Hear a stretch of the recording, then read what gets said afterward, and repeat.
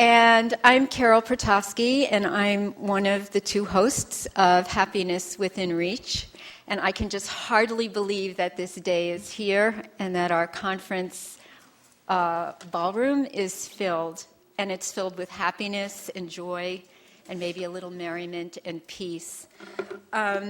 I'm just very, very proud. Before we begin, I want to point out the students in our course wearing the Happiness Within Reach t-shirts. You guys rock. Thank you, please. Woo!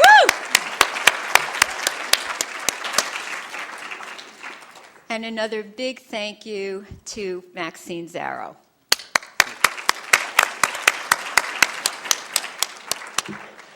This is a day for me that are about connections, and this is an incredible time of connecting among my students who are just amazing, my mentors who have taught me about awakening joy, my dear friends that go back decades, and my new and old friends and colleagues, community members, faculty, and staff that are here today.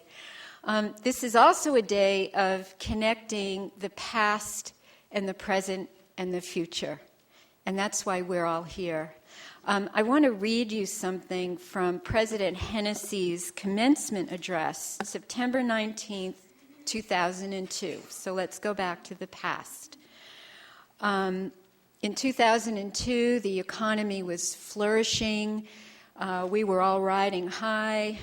My students all knew that they were going to be recruited by all of the dot-com companies, and life was going to be beautiful. And then, of course, we all experienced a big slap of reality. And this is what President Hennessy wished for us, though. May you be fully equipped to make your way through life with happiness to yourself and benefit to humanity. And since that time, we have experienced economic difficulties and unprecedented numbers of stressed out, overwhelmed human beings, including a stressed out and overwhelmed planet. And I think all of us here, including many of my mentors, are seeing that personal happiness and sustainability of our beautiful Earth are one and the same. That happiness is not just jumping around with merriment or joy, although that's beautiful, but it's also having a peaceful heart and being open and receptive to healing the world. So how do we do that? If we are so stressed and we're so overwhelmed, how do we move on through life with an open heart and a commitment to healing ourselves, each other, and our planet? And that's the present, the connection to the present. And this is what we hope you walk away from today, is the scientific understanding of why happiness is within us, of why success doesn't bring happiness, but happiness breeds success. And then to the future, this is why I'm here. The future are my students. The future are my peer health educators. My future and your future depends on the leaders of tomorrow that are sitting in this room today, their roommates, their dorm mates, their friends, their family. And I just know, knowing these amazing, bold, ingenious, imaginative students, that we are in very good hands for the future. And that the program today will enable them to move out and understand what success and leadership are from a very different place. Not just from the mind, not just from strategic planning, but from the heart and from the soul to create a beautiful world. So that's why I'm here. I'm not sure if that resonates, but I have a strong feeling it does. I do have, on another note, a few announcements. For those of you that are guests, and if you need to connect to the internet, this is just as basic and practical as we could get. Those of us at Stanford have a Stanford Wi-Fi connection, and here's your connection. You get a guest dialog box, and your username is Happiness Within Reach, and guess what your password is? Happy, yes, that's it. On another note, I have an announcement about some changes in our program. Originally, Dr. Jim Doty was going to be talking about compassion, and for personal family reasons, he had to fly out to the East Coast, and we are very, very fortunate to have Dr. Kelly McGonigal here, who will be discussing compassion and has an amazing compassionate heart and long years of experience teaching meditation, yoga, among other things. The other conference program change is, I'm sorry to announce that Dr. Paul Ekman was admitted to the hospital last night. I understand that he's doing well. He's under wonderful care. And in typical Dr. Ekman fashion, I spoke with a family member quite late last night. When he realized that he would need some care, his first concern was, but I can't go. I have a conference to present at tomorrow morning. So let's all just send healing wishes to Dr. Ekman's way.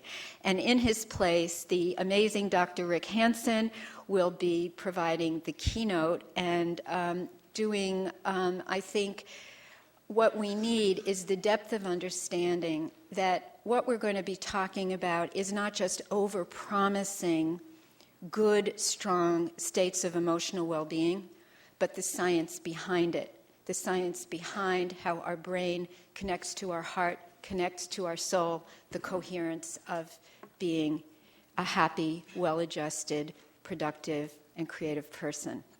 So with that, one more last thing. There at the bookstore, if you're on campus, there is a special Happiness Within Reach book exhibit for all of our presenters. Materials are there. I understand the bookstore will be closed for most of the day for inventory, but please come back. It will be up for another week. And right now, it is my pleasure to introduce you to my very dear friend and very dear colleague, co-conspirator, and co-teacher of our classes, Dr. Fred Luskin. Thank you.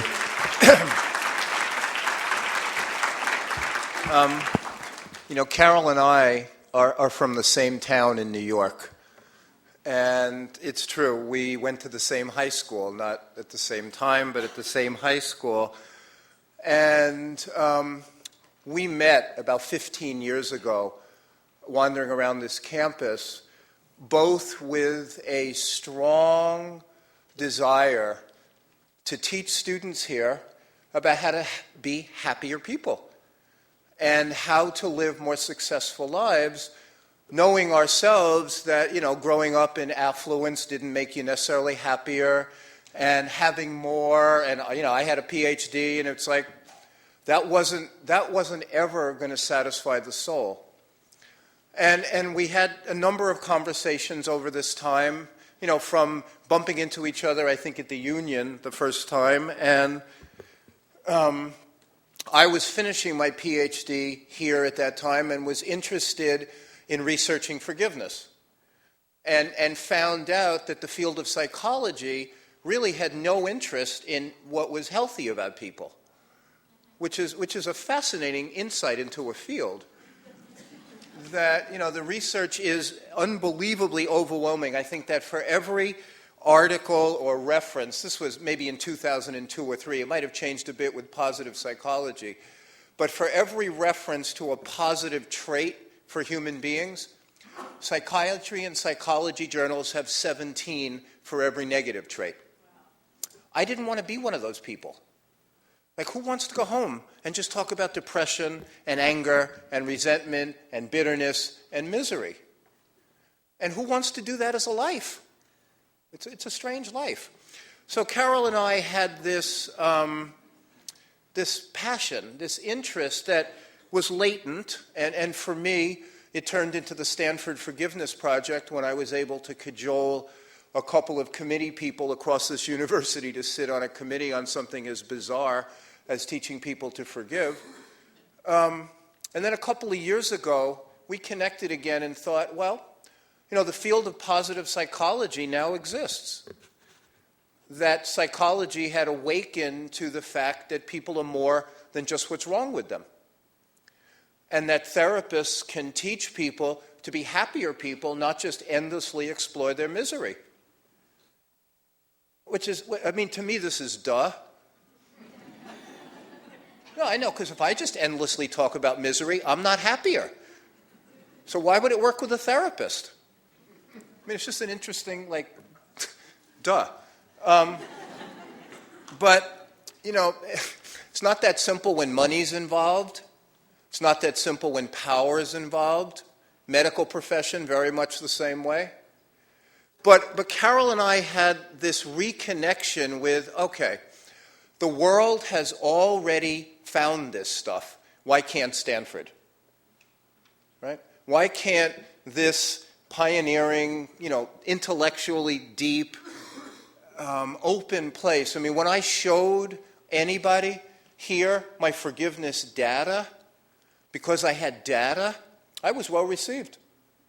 There wasn't any pushback. It's like, no, just because this stuff is different, we're not interested. They were interested because it was data. And we thought to ourselves, I think about 4 years ago, that there's enough data. And Harvard was teaching a class at that time which had about 800 students attend. So why couldn't we? Why couldn't we create an experience, the kind of experience that we would want our own children to have if they went to college? We'd want them to understand that there are certain things that make you better human beings and happier. And they're not just that desperate quest for achievement that this school focuses on. Because there's been an enormous number of successful, achievement-oriented people who are not happy. And you wander around communities like this and you see unbelievable wealth and scowls on people's faces all the time. My own metric is, and this is just a little bit of a digression, but my own metric is like how we behave in Whole Foods. No, it is, It's like if you walk into that kind of temple of abundance and don't have a smile, then at some level, like my own definition of my own insanity was if I was in Whole Foods and I was keeping count of the number of items that somebody else had in the express line, I was nuts. No, that if there wasn't enough juice there for me, I was in bad shape, and nothing could help me out of that except my own transformation. So Carol and I decided, well, let's see what we can do. Let's see who we can cajole or beg or I don't know what other words we used. We certainly had no more influence than that. And we designed curriculums and we thought about it and didn't meet with much success. Some of the academic departments, well, this isn't rigorous enough for us, or this doesn't fit in with our mission, which that always hit me with a little bit of a smile, like, okay, so what is your mission? Okay. But Carol's boss helped us, Dr. Friedman, helped us get a class in the pediatrics department, which was really interesting. When you think about it. So which department is teaching happiness? Pediatrics. It still makes me smile. And we experimented with this class about 3 years ago. And we saw a hunger in the students who were willing to take the time to learn this stuff. Because what we tried to create was a class that blended science and scholarship and data and personal experience. Again, what other kind of education would you want? You want to teach people to do something, not just learn about something, which is the trades education, but not necessarily the liberal arts education. And so we did this class, and the students loved it, and we loved it, and it was really a profound thing that you could teach students about mental health without spending your time talking about who's at risk for suicide, who's depressed, who's anxious, who's miserable. Now, we didn't ignore those things. And it was very clear from both the research, and I have 2 clinical licenses, and Carol has worked with all sorts of students forever. that you can't ignore human misery, and that dealing with human misery successfully is one of the essential pathways for a happy life. But if you focus on human misery, you don't create a happy life. And it's not that more complicated, even though it's more subtle at times. So we understood this to be a model of mental health, which is exploring unhappiness and making sure that you assess for risk factors is necessary but dramatically insufficient. And that's the scientific way of looking at causation and result, is necessary but insufficient. And our approach evolved as we taught this as a kind of a worldview, which is that the simple, extended focus on unhappiness is necessary but insufficient, and we had a very important niche to fill. And we still feel that way. And we have taught this class now, this is our third year, and we also are teaching a class the last 2 years in the athletics department on happiness. We teach a 1-credit Just Skills course on happiness, and we have taught through the continuing studies department, we're going to teach our second class for community adults on happiness, on positiveness, on strength-based education. And now, after having I've traveled the United States, parts of the world, teaching people to forgive. And again, when I started this, when Carol and I were starting to talk, I couldn't get any traction. I wanted to teach people to forgive, not express their anger. And what a different model that is. And I wanted to teach people to learn pro-social values, like kindness and empathy and care. Not just to narcissistically engage with their pain. And I remember the people who were my worst audience were therapists, by far. If I got hostility, 90% of it was from therapists. And which also made me pause a little bit. I understand the threat that this faces to certain people's livelihood. And I understand the threat this forces to certain paradigms. It's the same in the medical profession. What creates health? Is it your lifestyle? Is it the patterns of life? Or is who you go to when you're no longer healthy? Well, therapists had based their livelihood on it's who you go to when you're no longer healthy. And that's not how you create health. You create health very differently than that. You create health by creating health. It's not who you go to get a Band-Aid that creates health. And having been a licensed therapist twice, having been supervised by licensed therapists for 6,000 clinical hours, I was shocked that not one of my supervisors ever mentioned, well, why don't you see if you can get your clients to be happier? Or why don't you see if you can get them to be kinder? Or why don't you see if you can get them just to forgive? Or why don't you see if you can get them to be more compassionate? As an experiment. It was always exploring the narcissistic wound and making that narcissistic wound so important and so real, rather than shaving it at the edges and saying, it's real, but so much else in life is real too. And I remember doing therapy with unhappy people and thinking, yeah, part of this is true. Part of what they say is an accurate reflection of the human condition and their own condition. And part of it is a studied avoidance of goodness. That in order to be unhappy, we have to work very hard to ignore the blessings of life. And that takes effort.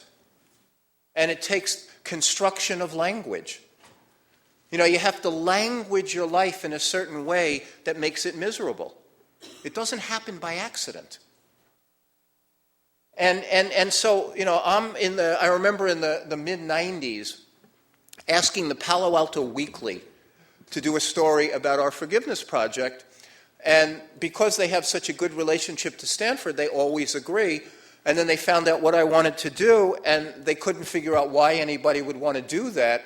And so they kept on bumping me down. I remember I started with the editor, then I got to the assistant editor, then the articles editor, then somebody who drove a bicycle through there once a month, and finally they gave me this intern.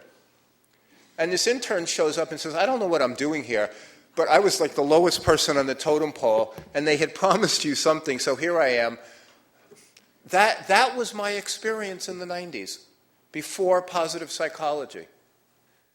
And I knew, and this is my conviction, and I know it's Carol's conviction, and we have been teaching this now, I knew that everybody, every single human being, has in us somewhere the capacity for goodness, and the capacity for kindness, and the capacity for happiness. And it's not just going to happen by talking about what's wrong. That's not going to get us there. It may be necessary for some people to excavate a wound so that you can get to what's underneath, but it's never going to be enough. And now we have the privilege, which is exactly how I see it, and I know Carol sees this, of teaching this to just absolutely lovely young people. I mean, just the sweetest, brightest, inquisitive, good-natured 20-year-olds. It's an absolute privilege.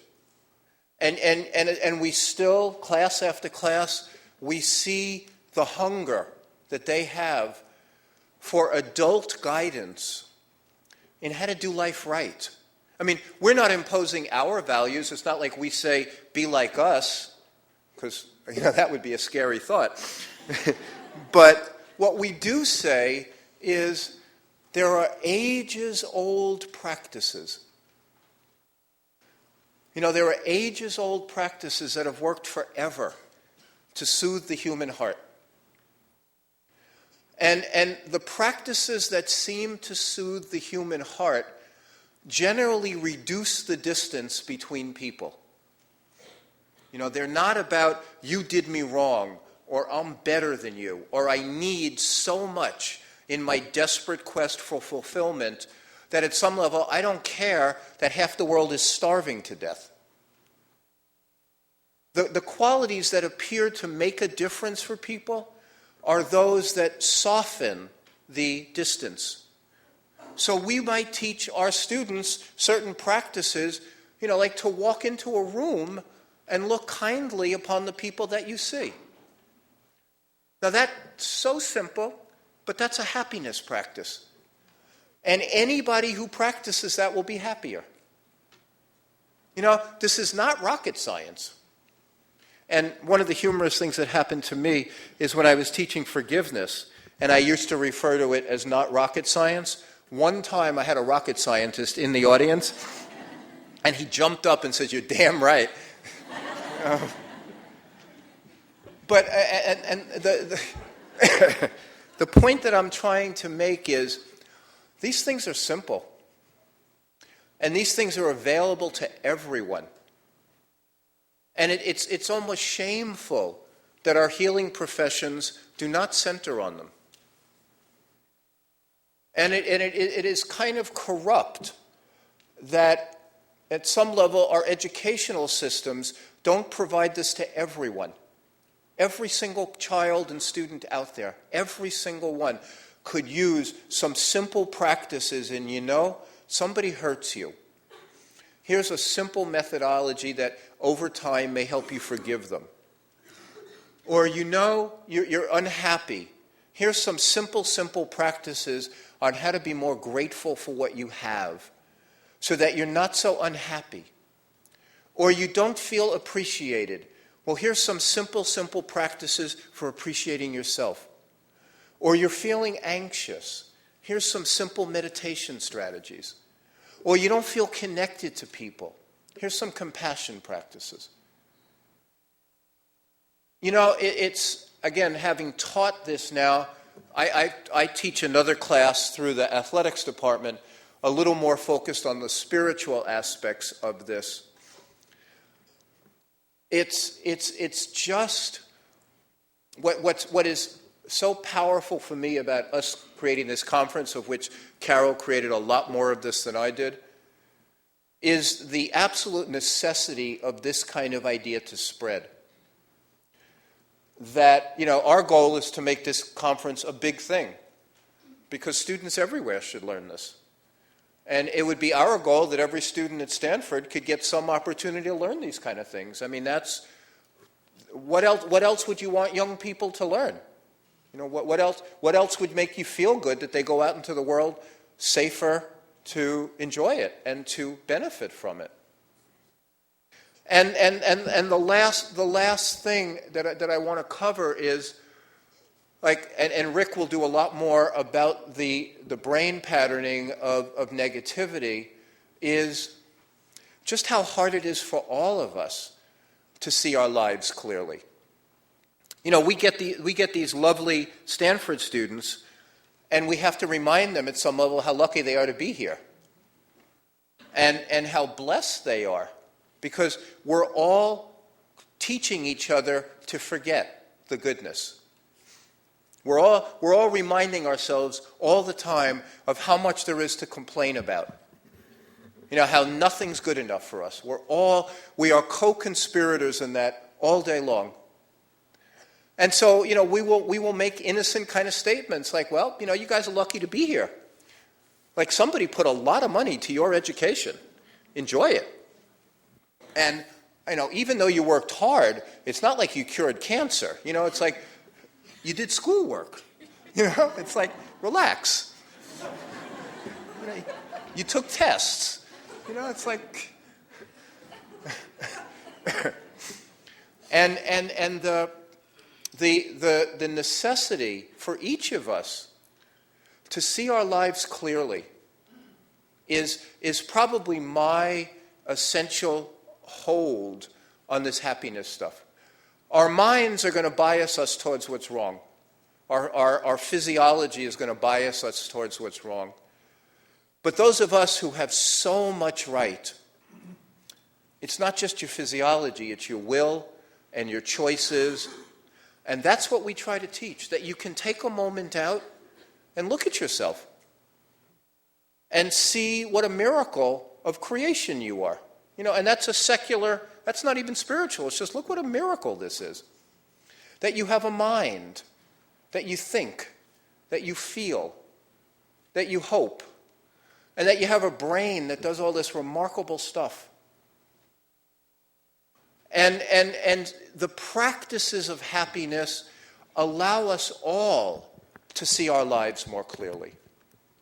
That's the goal that I hold for this, which is our students can come out and tell the truth about their life. Which is, I'm lucky. I have a bed to wake up in.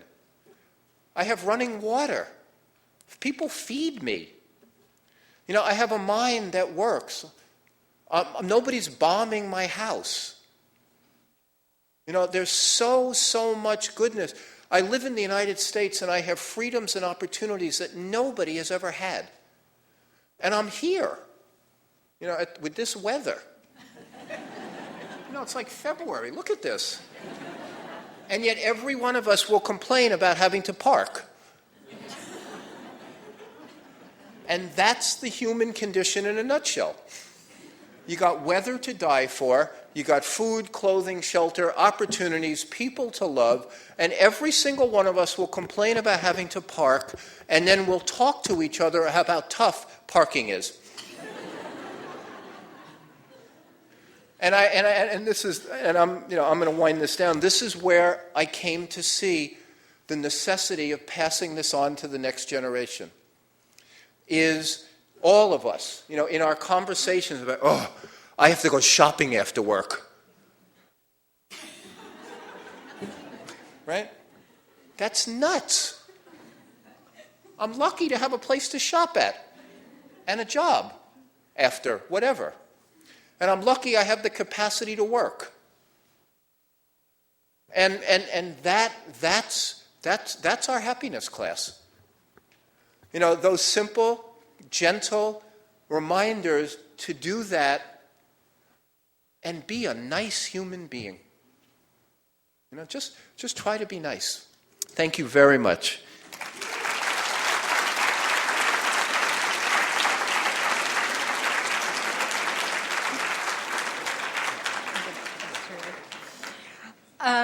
Thank you very much.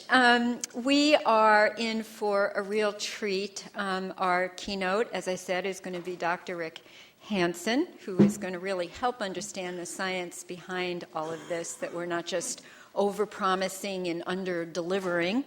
And we just have a group of excellent speakers that are following. I did want to draw your attention to the program for a minute. We will be having lunch. There will be exhibits. Some of our amazing student groups will be out there, as well as some of the work going on in the community and some of the presenters' work, including the Awakening Joy course and Rick's. Please use the website. We're going to move that website to a permanent place so you can see where the resources are. We are so wealthy in the Bay Area with resources. We're probably the hub in the universe of exploring this idea of living with emotional well-being and compassion and service. So we are going to now have the great privilege of hearing from Rick, who I took a course with James called Awakening Joy, and through that course met many of these presenters. And when I heard Rick, I joke with him that I'm his groupie. Like, I just follow him around, like, you know, he's my rock star. And by background, I don't have a strong science background, and this has gotten me incredibly fascinated with the work of our physiology and the way the mind, heart, brain work together. So it's my pleasure to introduce you to Dr. Rick Hansen.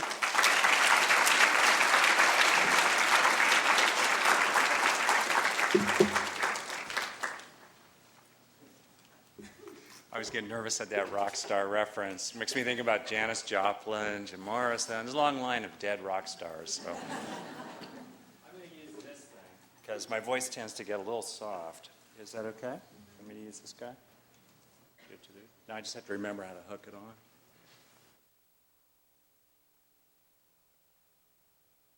on. How's the sound? About right? Okay, great.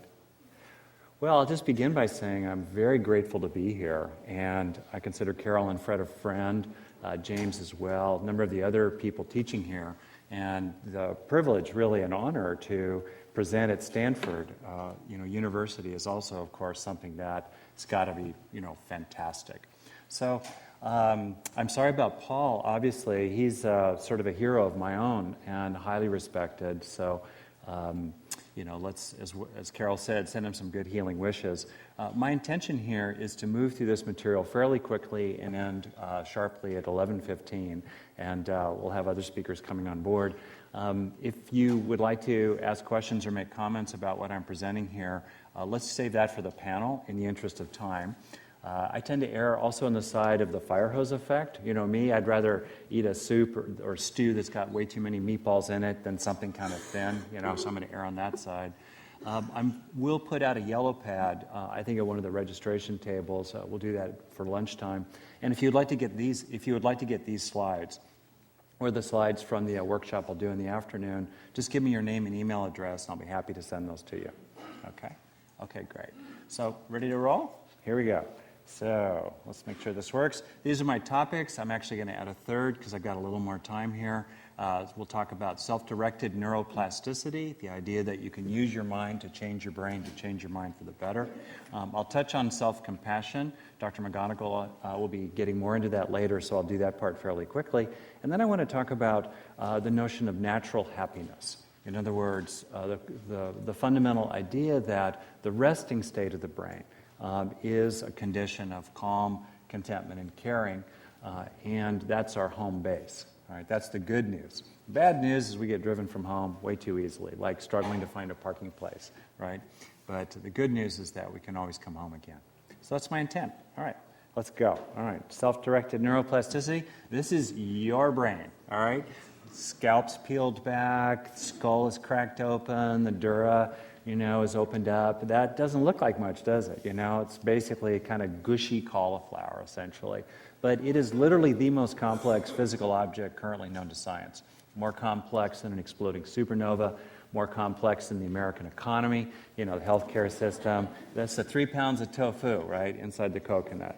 But this object that doesn't look like much from the outside has 1.1 trillion cells altogether, 100 billion of which, about 10% of which are neurons, which are essentially little on-off switches, yet connect with each other in very, very complex and remarkable networks. So a typical neuron, like this one, makes about 5,000 connections with other neurons. Those connections are called synapses.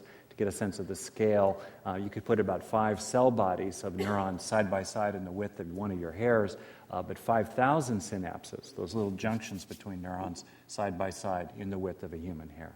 So that kind of connectivity in which there are 500 trillion synapses, ballpark, inside your head right now, that gives you networks like these.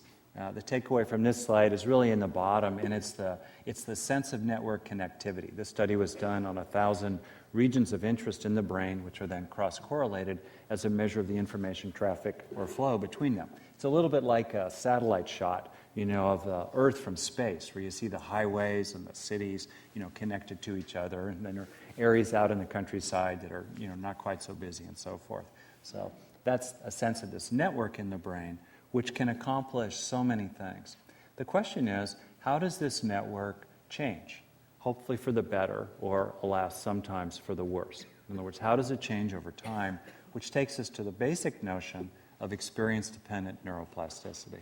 It's the idea that flows of non-physical information through the nervous system, which is what I mean by the word mind broadly defined, and it's also what neuroscientists in general mean by the word mind, without resort to any transcendental X factor.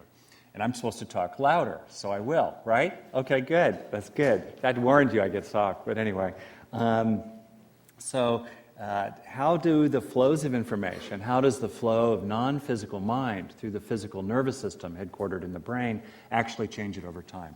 Well, it does so in both temporary and in lasting ways. Temporary changes, when you do a happiness practice of one kind or another, as Fred was saying very eloquently, if you're grateful or put the fact that you've got to find a parking place in context, or have a nice moment with a friend where you feel cared about, you take it in, what does that actually do to your brain? Well, it changes ebbs and flows of neurochemicals in different places. It alters firing patterns of these large-scale coalitions of synapses, changes in firing patterns that can be read in an EEG as brainwaves, and it also lights up specific parts of the brain that perform particular functions. So in this image, this is a slice of the brain like this, all right? And that part of the brain is about 2 to 3% more metabolically active than the rest of the brain. It's not like the rest of the brain has gone quiet, like that's a campfire surrounded by dark woods. That part of the brain is the striatum, notably the caudate nucleus, which is a reward center of the brain that lights up when people take cocaine or win the lottery, or in this case, are a college student who's deeply in love, head over heels in love, and has just been shown a photograph of his or her sweetheart. All right? Zing! Get that light up a reward right there as the mind is changing. Like there's the image, zing, right? The brain changes as well. In this case, there's a correlation in a reward center of the brain. A little more esoterically, this is an image of a Tibetan monk doing boundless compassion practice for all beings inside a loud, banging MRI. He's got to really concentrate. So the part of the brain that's lit up there is the anterior, which means frontal cingulate cortex. The slice of the skull is like this, okay?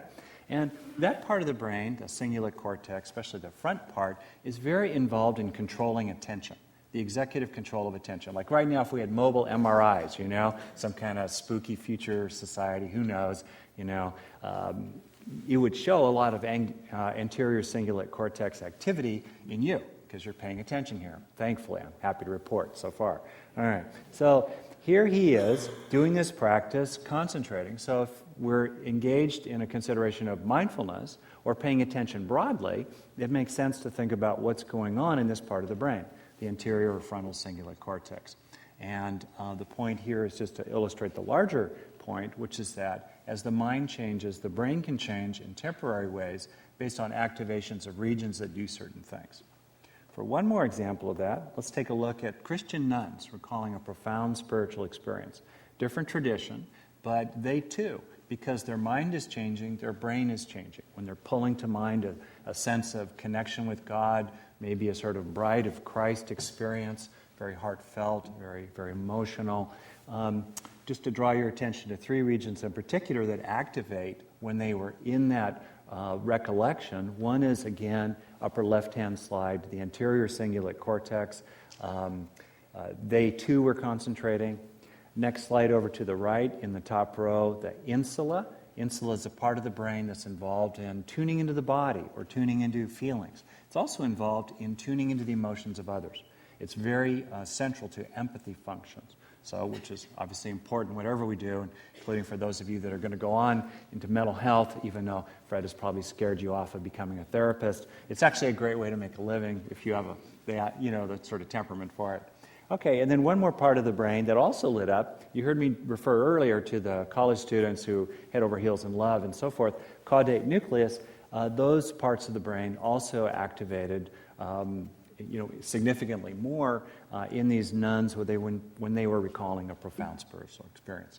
The point is not to say that their experience was better or worse than the Tibetan monk, but that at least as far as our currently fairly primitive technologies can find, they got more activation in a felt sense of reward and also in their body, which kind of makes sense if you think about it. Given the nature of what they were doing, maybe the difference between Christianity and Buddhism or men and women, it's kind of plausible.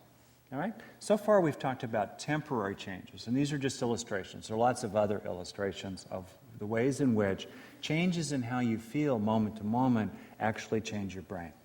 Now let's talk about more lasting ways. This is where it starts getting pretty significant here. The flows of thought, feeling, hopes, dreams, upsets, gratitude, love, hate, and all the rest of that actually changes the brain in lasting ways. And it does so through a variety of mechanisms. For example, busy regions get more blood flow. They need more supplies. Also, there are changes in gene expression. Genes being little strips of atoms, as you know, in the larger molecule of DNA. When they unpack, they can be expressed and do their work. For example, studies have shown that people who routinely practice relaxation, I don't know how much relaxation you routinely practice here, but anyway, people who routinely do a relaxation practice have improved expression of genes that help downregulate the stress response. In other words, they become more resilient in the face of stress, in part through a mechanism of action that has to do with the expression of genes. And another way in which experience shapes neural structure is through, the fact that neurons that fire together wire together. In other words, as synapses connect with each other and neurons are firing within milliseconds of each other, they actually start stitching together in ways that can leave lasting traces behind in terms of neural structure. There's also the case that, what's called neural Darwinism exists, the survival of the busiest. For example, a 3-year-old, when you were 3, you had probably about 3 times as many synapses as you do today. The ones that were not used withered away. The ones that were used a lot remain. So here's an image from one study that shows an example of lasting changes in the brain. I'll just mention in passing a different study that was done on London taxicab drivers who had to memorize the spaghetti snarl streets there. At the end of their training, a part of the brain called the hippocampus, which is very involved in visual spatial memory, was measurably thicker than it was at the beginning of their training. A different kind of study was done with expert pianists who were given a kind of music to play that really worked, let's say, the left pinky, okay?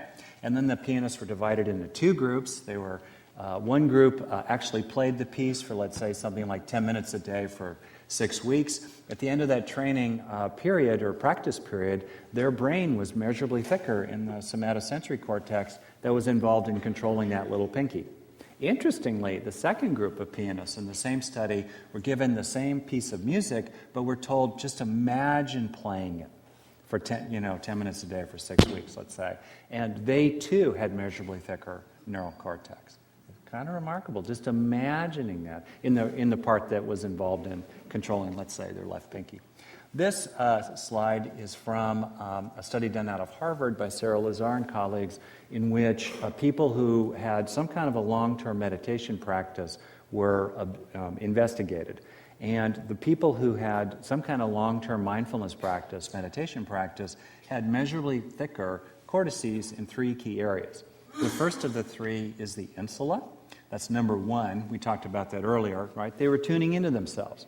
They were tuning into their bodies, they were tuning into their inner world, and they built the muscle, as it were, the insula, that's very involved in that. And much as when you build a muscle, let's say at a gym, you have more function. You can lift more weight with that increased, physical capacity. In the same way, in the brain, when you build neural structure, you also give people greater capacity. Studies have shown, for example, that people who have thicker insulas based on self-awareness practices are actually more able to tune into the emotions of other people, as an example. The second region up here in which there was measurably thicker cortex is in the frontal parts of the brain. This slide looks like this. Person's looking this way. Frontal parts of the brain that are involved in deliberately controlling attention, the executive control of attention. All right, that would make sense. Meditators were doing that. And the third part of the brain where there was measurably thicker cortex is in the very tip-top somatosensory strip. They were tuning into their bodies. Okay, that kind of makes sense.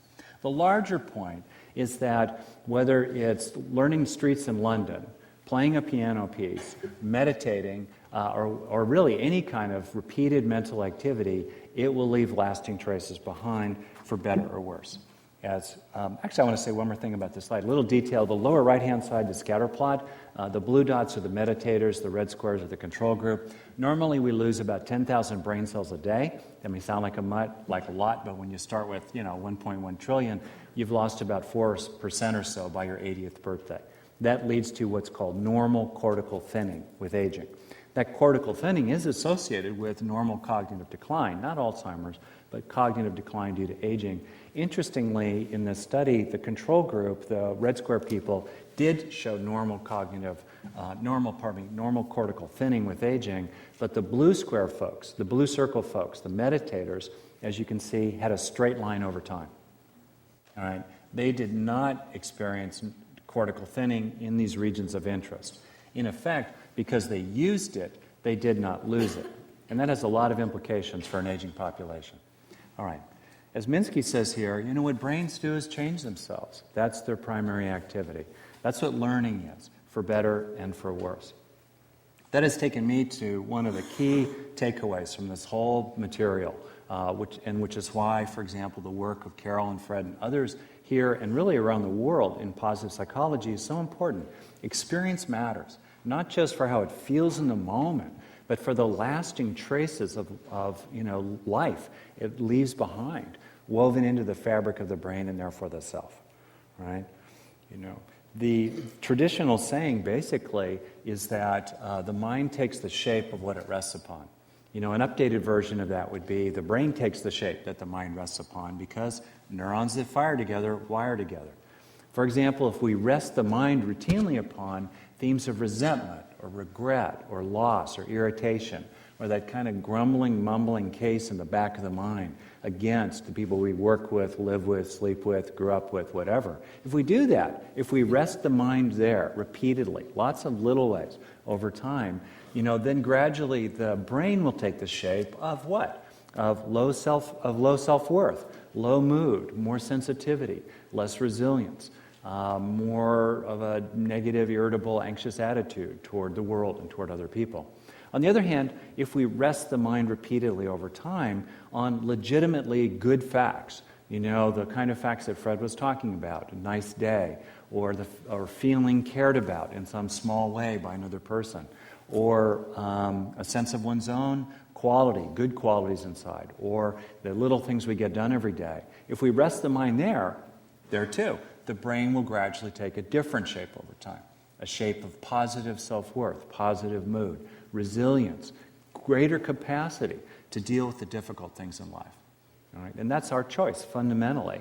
And the wonderful thing is that we can deliberately use the power of experience-dependent neuroplasticity to target, as it were, the neural substrates of useful, positive states of mind. And by stimulating those particular substrates, we strengthen them, because neurons that fire together wire together. So we can, in effect, fundamentally use the mind to change the brain, to change the mind for the better. And the fantastic reality is that we live in a time, all times are historically unprecedented by definition, although kind of like Animal Farm, some animals are more equal than others. Some times are more unprecedented than others. This is a very unprecedented time. One of the reasons is that the amount of scientific knowledge about the gush between the ears has doubled in the last 20 years.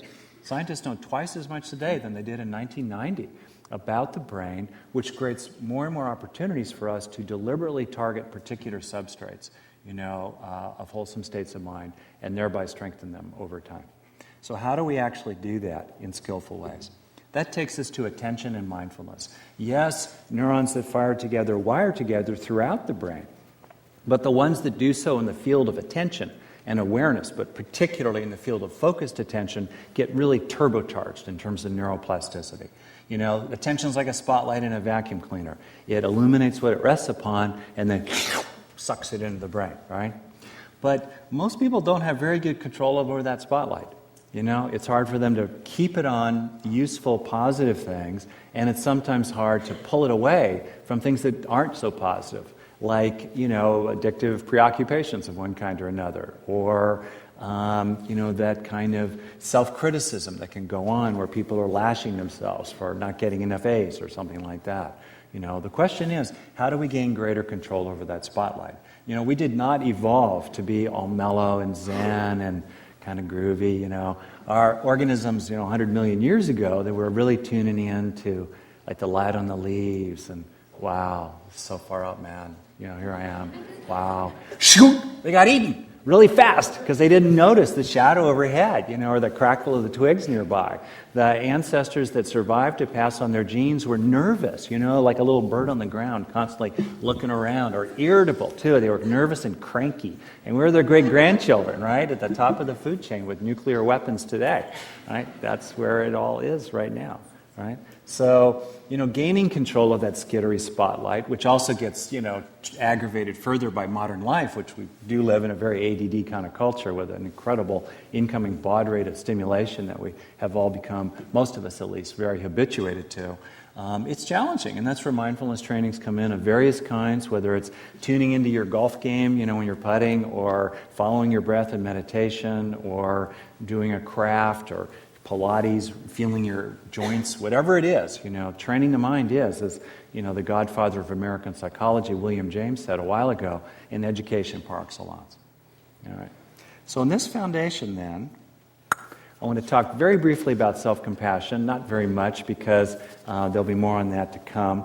If people are actually going to use the power of attention and mental training and practice and gradually inclining the mind in a more positive direction, so the brain over time takes that more positive shape, they've got to get on their own side. And that's actually hard for a lot of people, to be for themselves. I don't mean being against others, I mean being for themselves. They'll be much more for others. They'll have more compassion for the people around themselves than they'll actually have for themselves. And that's why self-compassion, which we'll hear more about later, is a very major area of research these days. Lots of evidence for its many good effects. The problem is it's quite difficult for some people to do. That's why I've listed here, which I will not do with you because we're going to keep going, but I've listed here a little neurologically savvy practice, which is to prime the pump of self-compassion by beginning with the felt sense of being with someone who cares about you. When we start by feeling cared about, our own cup is getting full, as it were, then it's easier for us to activate caring for others, including the other who wears our name tag. So starting with that felt sense, very mild often, of feeling cared about is a great way to begin. And maybe we'll hear more about that later. Sometimes people think that they need to be perfect, to deserve self-compassion or to deserve to be on their own side. But as Leonard Cohen, says here, we're all cracked. We're all cracked, right? That's how the light gets in. Okay.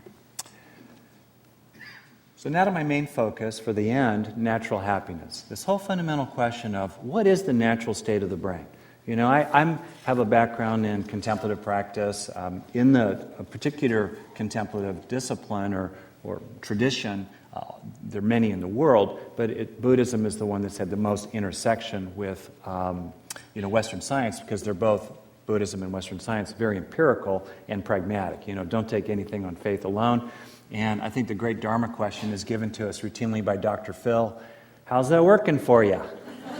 You know, for better or worse, right? This way or that way. So anyway, okay. So I think, God, what in the world is going on in the brain of a Buddha?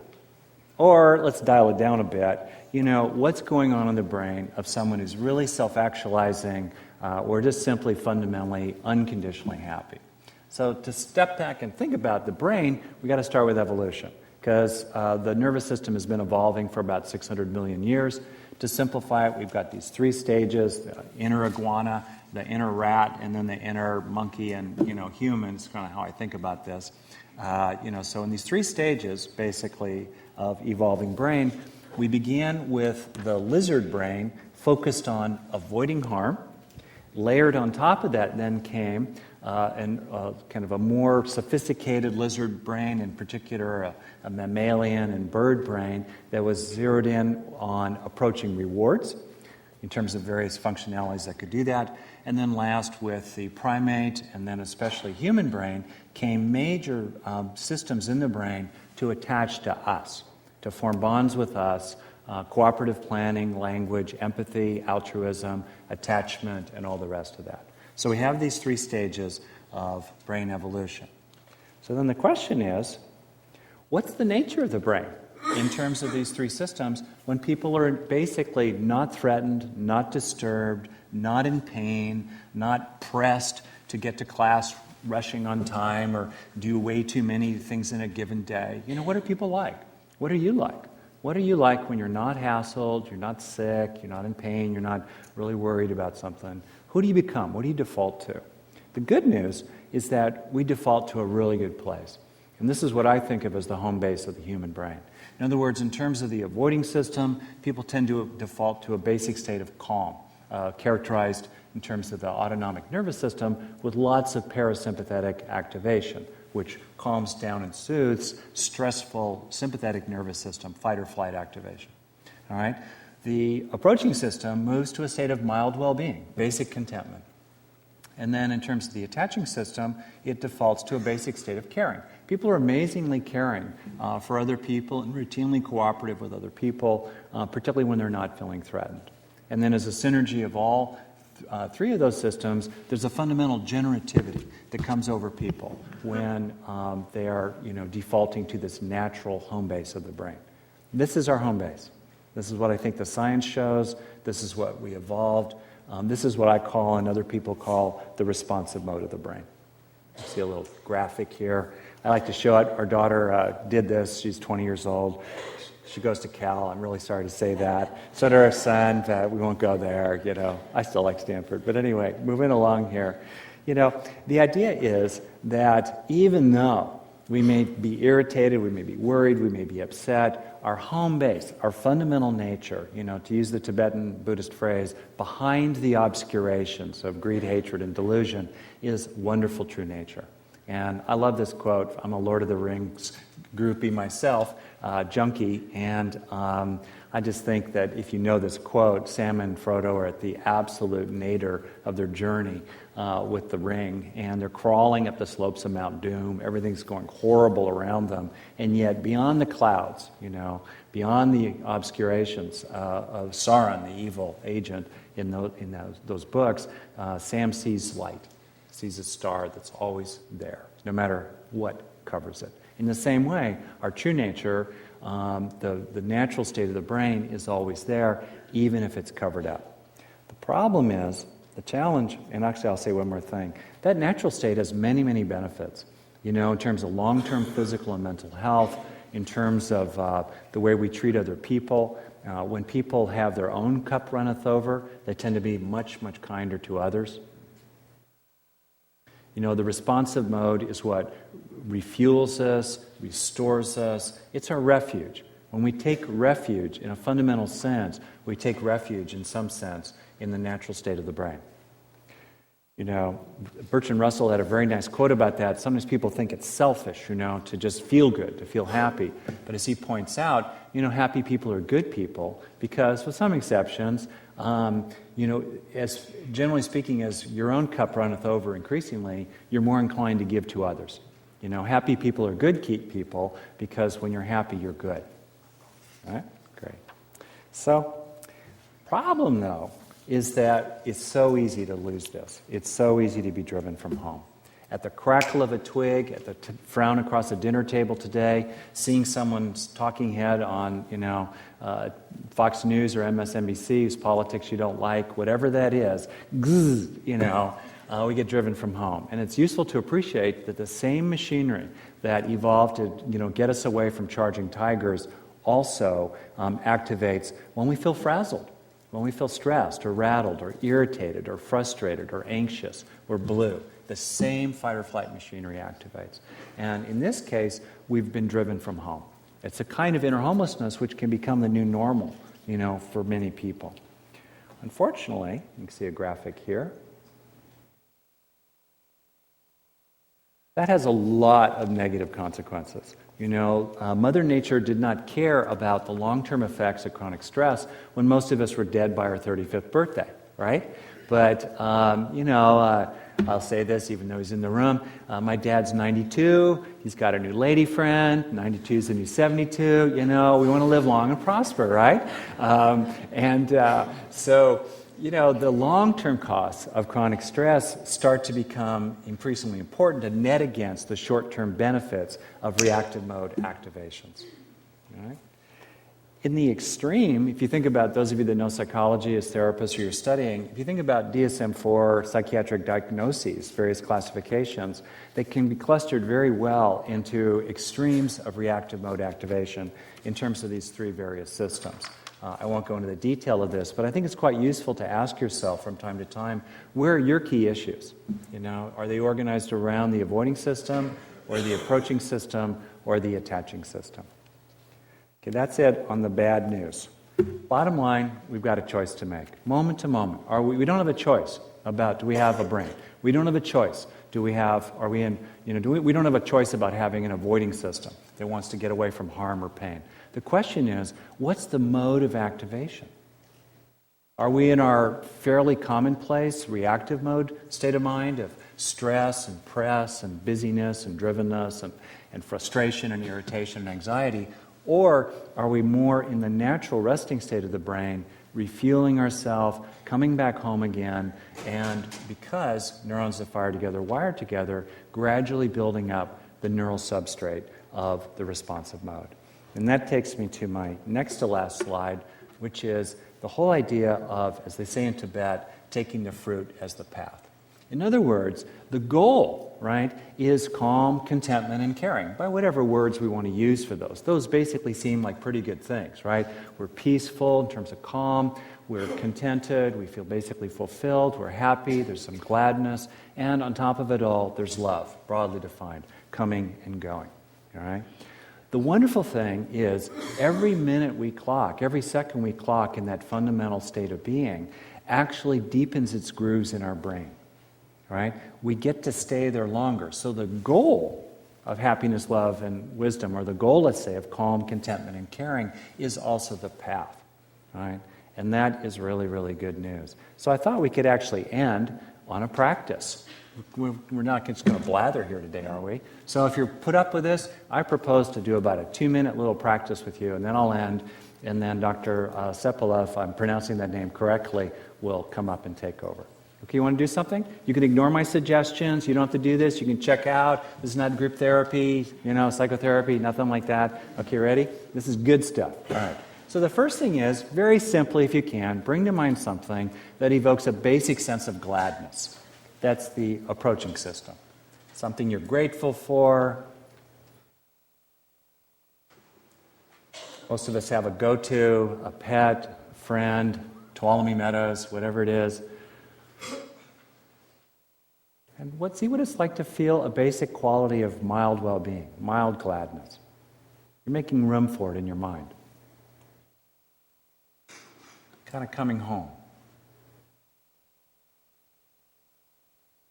And then moving on to another quality with gladness kind of floating to the background, recalling someone who cares about you. Feeling their caring and maybe feeling some of your own caring. Love, broadly defined, coming and going.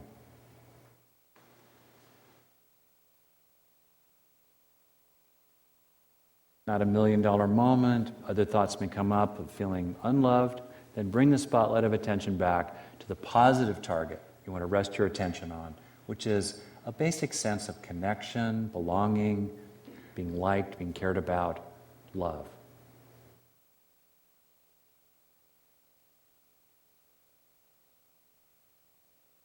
And last, as love maybe moves to the back of the mind, a basic sense of peace. Calming in the body, relaxing any sense of alarm,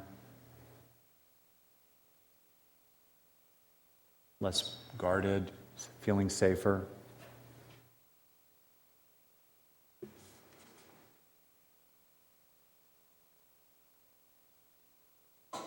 A basic state of peace. And then last, for just a few more seconds, getting a general sense altogether of gladness, love, and peace as a kind of composite in your experience right now.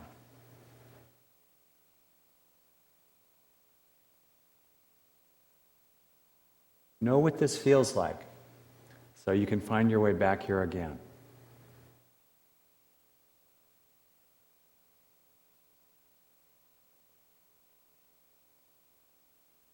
Okay, and it's really okay to continue grounding in the natural state of your brain, gladness, love, and peace. I look forward to speaking more with you today, and may we all, and may the whole wide world, be more characterized, one way or another, by gladness, love, and peace. So, thank you very much.